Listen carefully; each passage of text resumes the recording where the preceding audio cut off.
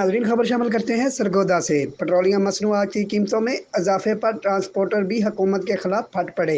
हुकूमत ने फौरी तौर पर फैसला वापस न लिया और पेट्रोलियम मसनूआत की कीमतों में कमी न की तो मजबूरन हड़ताल कर देंगे। इन हालात में ट्रांसपोर्ट का कारोबार करना मुश्किल तरीन बना दिया गया है। मजीद तफसीलात जानते हैं bureau chief 29 news Mohammad Nadeem की इस रिपोर्ट में। पेट्रोलियम मसनूआत की कीमतों में इजाफे पर ट्रांसपोर्टर्स भी हुकूमत के खिलाफ फट पड़े। उनका कहना था कि मौजूदा हुकूमत ने तो हद ही कर दी। पेट्रोलियम मसनूआत की कीमतों में 15 दिन के दौरान 90 रुपए तक इजाफा किसी बड़े जुल्म से कम नहीं।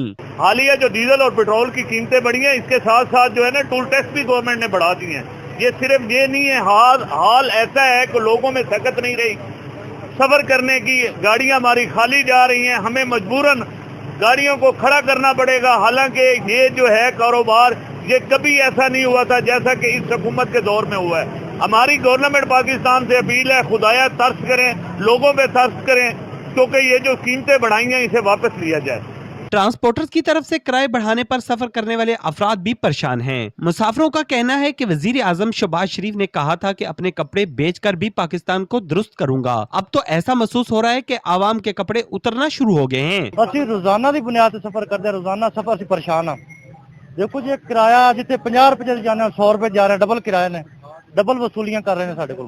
ਇਹ ਗਵਰਨਮੈਂਟ ਕਰਾ ਰਹੀ ਹੈ। गवर्नमेंट लिहाजा अपना कंट्रोल करे इस चीज से, इन चीजों से कंट्रोल करना चाहिए गवर्नमेंट हर हालत च। ट्रांसपोर्टर्स और सफर करने वाले अफराद एक ही मुतालबा कर रहे हैं कि हुकूमत फौरी तौर पर महंगाई को कंट्रोल करे और पेट्रोलियम मसनूआत की कीमतों में कमी लाए।